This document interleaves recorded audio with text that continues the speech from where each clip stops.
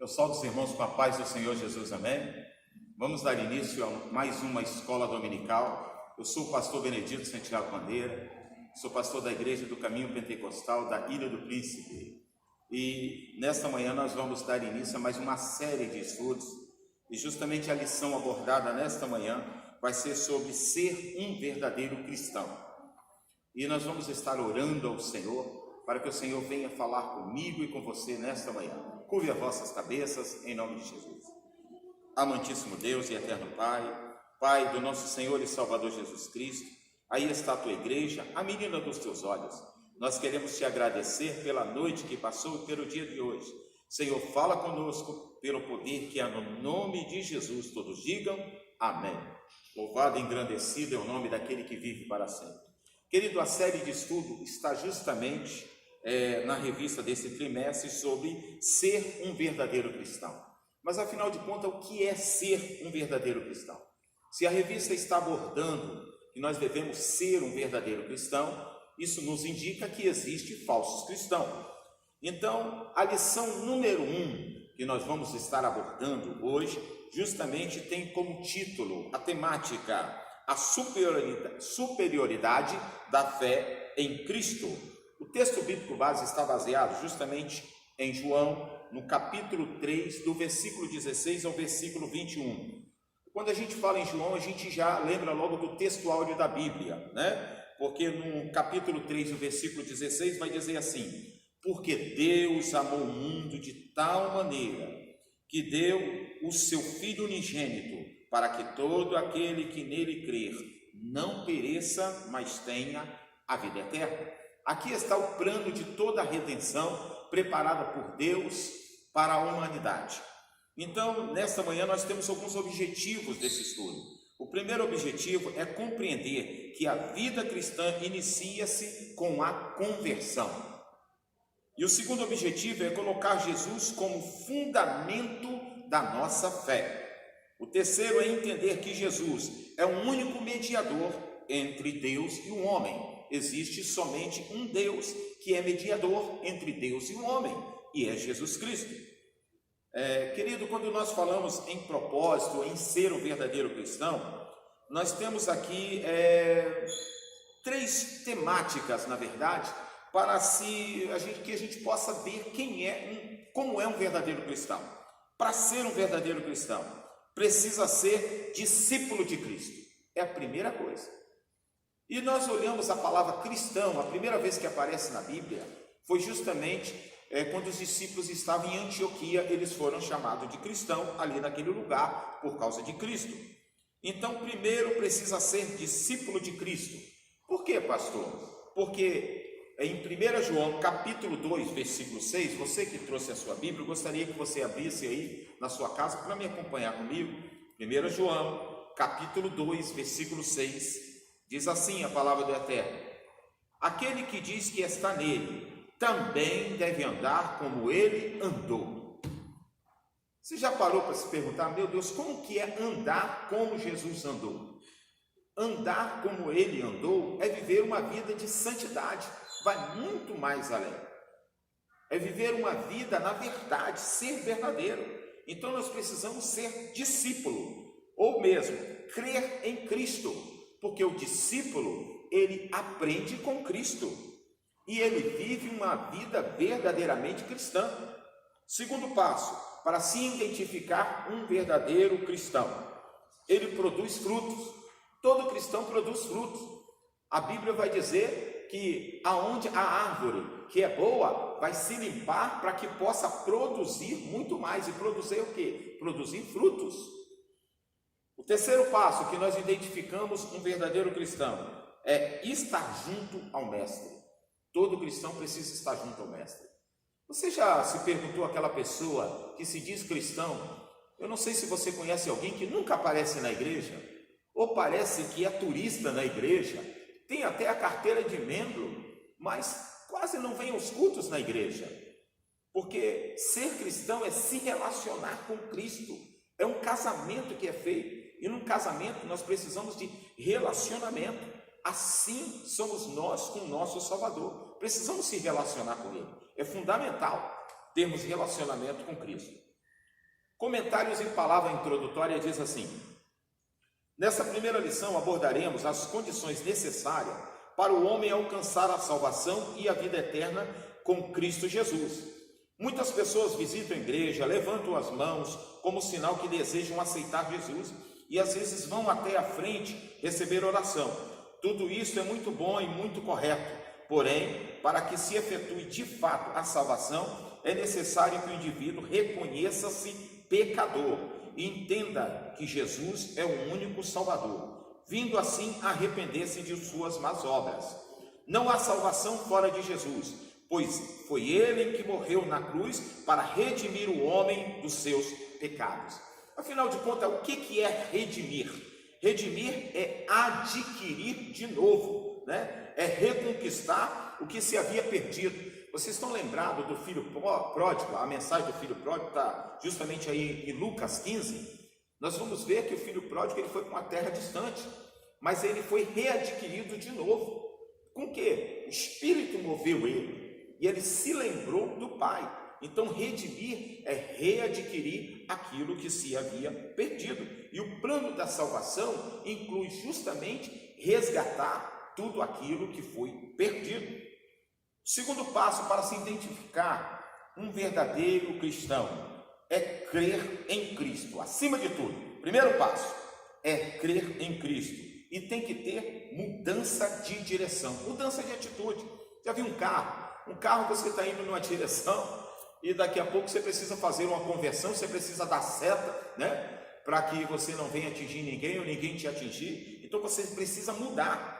O primeiro passo a ser dado para se chegar a ser um verdadeiro cristão é aceitar Jesus como seu único e suficiente Salvador. Você levanta a mão, aceita. E agora? Agora você prossegue com Cristo. Estão lembrados de Bartimeu? Bartimeu, quando aconteceu todo o milagre, a maravilha na sua vida, ele tomou uma atitude, ele fez uma conversão, ele seguiu a Cristo.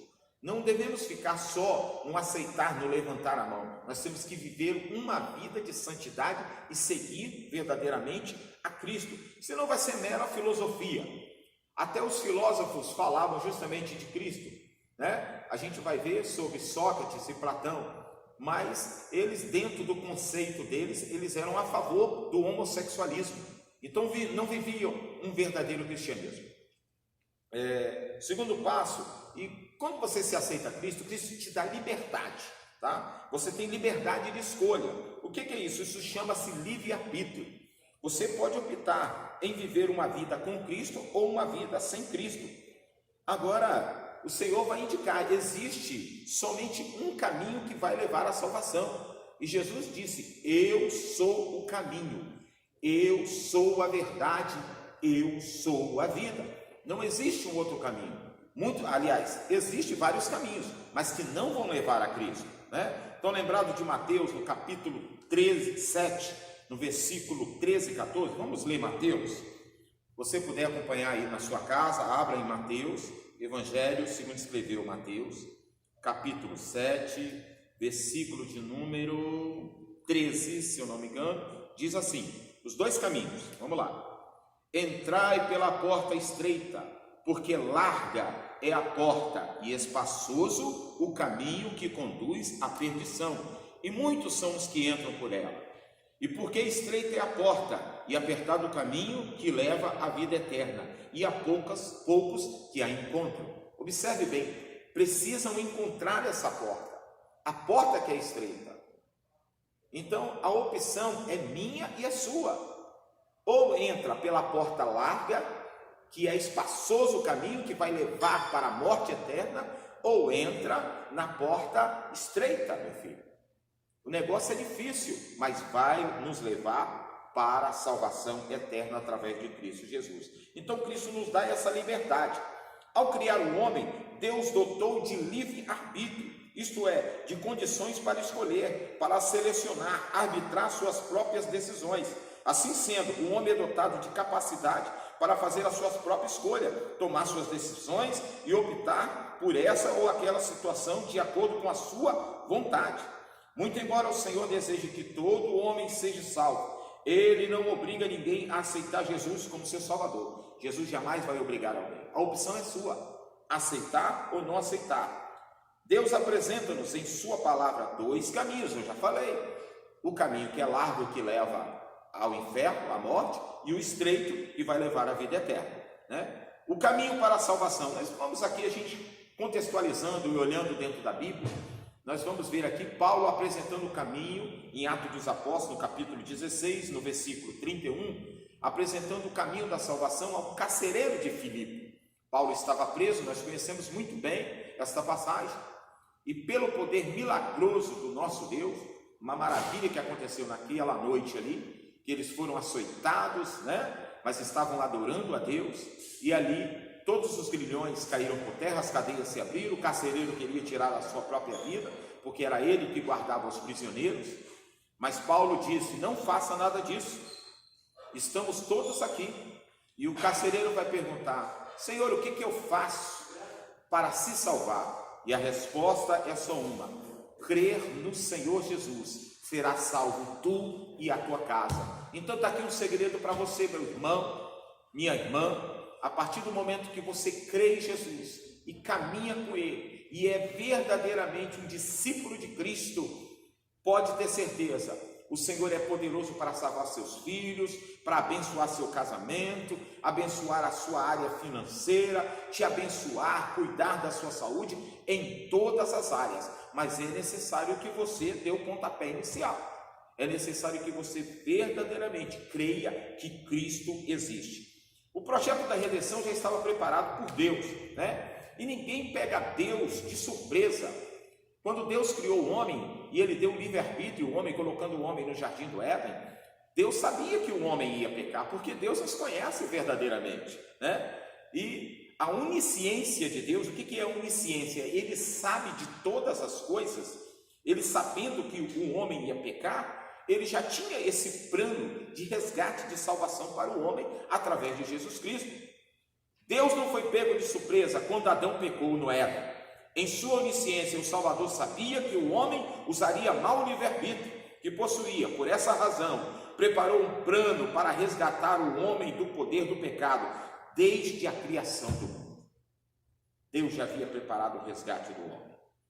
E a obra redentiva do Senhor estava justamente em andamento.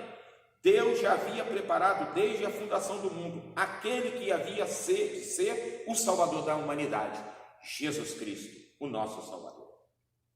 O plano inclusivo de Deus para a redenção de toda a humanidade.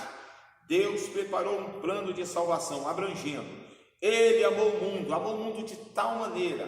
Quando nós falamos de mundo aqui, nós estamos falando da expressão mundo, é o ser humano, o homem, com todas as suas falhas. Deus nos amou antes de qualquer coisa. Jesus cumpriu fielmente todo o propósito divino de salvação. Enquanto viveu entre homens, pregou, ensinou, curou, cumpriu assim os seus ministérios antes de subir para o Pai. Ficando assim evidente que o projeto já estava em andamento. Antes de subir para o Pai, em suas recomendações finais, determinou aos seus discípulos que ficassem em Jerusalém, até que fossem revestidos de poder. Nessa manhã eu tenho uma palavra para você. Aguarde, irmão. Aguarde o tempo. Não saia antes do tempo. Não saia do barco. Não pule desse barco. Enquanto Deus não falar com você, aguarda o revestimento de poder e autoridade sobre a sua vida. Porque talvez eu estou falando para alguém nessa escola dominical que está passando um momento de vergonha, mas o momento da dupla honra vai chegar. Então aguarde o tempo de Deus na sua vida. Os que rejeitaram a cruz de Cristo serão condenados. O Senhor dará o livre-arbítrio. Ele dá o livre-arbítrio ao ser humano. Escolher vida ou morte. Mas haverá um julgamento. E eu não posso fugir disso. Eu tenho que deixar isso bem claro. Porque as nossas decisões, elas surtem efeito. Tanto para o bem, como para o mal. A minha decisão pode salvar a minha família. Como a minha decisão também pode levar a minha família para o inferno. Agora, existirá justamente o tribunal de Cristo, o castigo eterno. A condenação existe e o castigo eterno está reservado, preste atenção, para os descrentes, para os incrédulos, para os ímpios. olha só, e para os que rejeitaram a salvação por intermédio de Jesus. Não é Jesus quem condena o homem, pois ele veio para salvar o que se havia perdido. Ao contrário, é a incredulidade e a rejeição ao Filho de Deus que podem levá-lo à condenação. Então é o próprio homem é condenado porque quando ele rejeita ao próprio Cristo. Muitas pessoas já ouviram falar de Jesus, do seu poder para salvar, porém não o aceitam como Salvador. Alguns até dizem que o amam, mas não fazem da maneira que ele propõe, deixando de amar o mundo. Querem amar a Cristo e amar ao mundo, né? Não tem como amar a Deus e amar as coisas do mundo ao mesmo tempo. Deus não obriga ninguém a servi-lo, ele mostra as opções que o homem tem com respeito à salvação e concede livre-arbítrio para fazer a sua escolha. Não existe meio termo, preste bem atenção nisso, tá? Vou repetir, não existe meio termo. Ou se aceita Jesus e se caminha para a salvação, ou se rejeita Jesus e se caminha para a perdição. Que Deus em Cristo Jesus possa continuar abençoando a vida de cada um dos irmãos, que nós venhamos a cada dia ser um verdadeiro cristão e se firmar na fé em Cristo Jesus, nosso Senhor e Salvador. Querido, durante todo esse mês, nós estamos com o propósito de estar orando pelos pais. E eu gostaria que você, nesse momento, aqueles que estão jejuando, colocasse a mão no coração, que nós vamos entregar o nosso propósito pessoal diante de Deus. Amantíssimo Deus e eterno Pai, Pai do nosso Senhor e Salvador Jesus Cristo, nós queremos te agradecer por essa escola dominical, por esse período na tua presença. Senhor, continua conosco, receba agora essa pequena oferta de amor diante do Deus Todo-Poderoso. Seja com a tua igreja, pelo poder que é no nome de Jesus. Todos digam amém.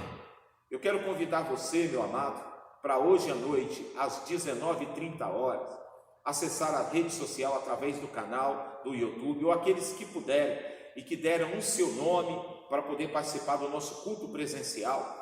Esteja conosco aqui, estaremos te recebendo de braços abertos, com todo o cuidado necessário, com álcool gel. Venha de máscara, porque eu creio que nesta noite, mais uma vez, o dono da festa se fará presente, Jesus de Nazaré. Ele tem uma palavra para você. Vamos estar orando pelos pedidos da arca. Estenda suas mãos em direção aí ao seu vídeo, em nome de Jesus. Senhor, nosso Deus e nosso Pai, aqui está essa arca que representa a tua presença no meio da tua igreja. Muitos pedidos foram depositados, Senhor, pessoas já receberam. Alguns estão aguardando ainda, Senhor, a sua bênção específica. E nós cremos no teu poderoso nome, Senhor.